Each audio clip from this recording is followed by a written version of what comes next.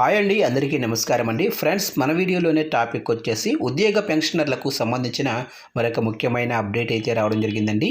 అయితే ఇందుకు సంబంధించిన వివరాలు అయితే మన వీడియోలో తెలుసుకుందామండి. వీడియో మాత్రం పూర్తి వరకు చూడండి ఫ్రెండ్స్, అప్పుడే మనకి పూర్తి సమాచారం అయితే తెలుస్తుంది. ఇక లేట్ చేయకుండా టాపిక్లోకి వెళ్ళిపోదాము. ఇక కేంద్రంలోనే మోడీ ప్రభుత్వం 8వ పే కమిషన్ ఏర్పాటు చేయగా ప్రస్తుతం ఈ పే కమిషన్ దాదాపు దేశవ్యాప్తంగా 1 కోటి మందికి పైగా ఉన్న కేంద్ర ప్రభుత్వ ఉద్యోగులు అలాగే పెన్షనర్లకు సంబంధించిన వేతన సవరణ కోసం అధ్యయనం చేస్తుంది. కేంద్ర ప్రభుత్వం నవంబర్ 3వ తేదీ 2025న 8వ సెంట్రల్ పే కమిషన్ నోటిఫికేషన్ ద్వారా విడుదల చేసింది. అయితే ఈ పే కమిషన్ పనితీరు ప్రారంభించినప్పటి నుంచి ఉద్యోగుల్లో అనేక సందేహాలైతే ఉన్నాయి. ముఖ్యంగా లక్షలాది మంది సెంట్రల్ గవర్నమెంట్ పెన్షనర్లకు ఒక సందేహం వెంటాడుతుంది అని చెప్పవచ్చు.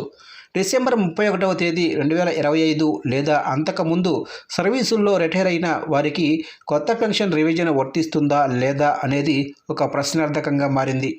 అయితే ఈ నేపథ్యంలో ఫైనాన్స్ యాక్ట్ 2025 తర్వాత ఉద్యోగుల్లో ఆందోళన మరింత పెరిగిందని చెప్పవచ్చు. ఇక దీనిపై లోక్సభలో బడ్జెట్ సందర్భంగా ఒక ఎంపీ ప్రత్యేకంగా ప్రశ్నించారు.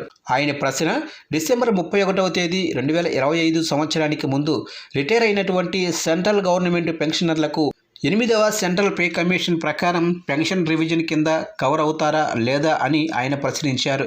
దీనిపై కేంద్ర ఆర్థిక మంత్రి పంకజ్ చౌదరి స్పష్టంగా సమాధానం కూడా చెప్పారు. 8వ సెంట్రల్ పే కమిషన్ ప్రకారం కేంద్ర ప్రభుత్వ ఉద్యోగుల వేతనాలు అలాగే అలవెన్సులు పెన్షన్లపై కమిషన్కే అధికారం ఉంది.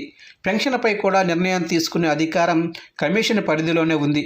అయితే తాజాగా ఫైనాన్స్ యాక్ట్ 2025 ప్రకారం ప్రస్తుతం కొన్ని పెన్షన్ నియమాలను మాత్రమే ధృవీకరిస్తూ నిర్ణయం తీసుకుంది. ముఖ్యంగా సివిల్ అలాగే డిఫెన్స్ పెన్షనర్లకు ఎలాంటి మార్పులు చేయలేదు. ఇదిలా ఉంటే 8వ పే కమిషన్ 18 నెలల పాటు పనిచేయనుంది. ఇది కేంద్ర ప్రభుత్వ ఉద్యోగులకు వేతనం అలాగే అలవెన్సులు పెన్షన్లపై సిఫార్సులు చేయనుంది. అయితే పార్లమెంటులో కేంద్ర మంత్రి ఇచ్చిన సమాధానం ప్రకారం గమనించినట్లయితే 2026 సంవత్సరం కన్నా ముందు రిటైర్ అయిన వారిని ఈ పరిధి నుంచి బయటపెట్టే సూచనలు కనిపించటం లేదు. అయితే 8వ పే కమిషన్ తుది రిపోర్టు వచ్చిన తర్వాతనే దీనిపై స్పష్టత వస్తుందనేది దీన్ని బట్టి అర్థం చేసుకోవచ్చు.